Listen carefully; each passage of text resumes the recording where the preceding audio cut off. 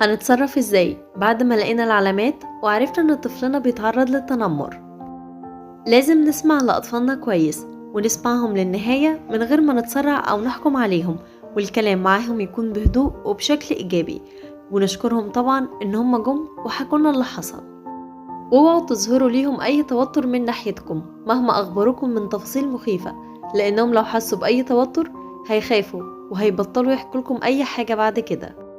وبلاش تلوموا على الطفل أو تقولوله ليه ما حكيتليش أو مش أنا قلتلك إزاي تدافع عن نفسك قبل كده، لأن كل الحاجات دي ممكن تزعله وما تخلوهوش يحكي بعد كده أي حاجة معاكم.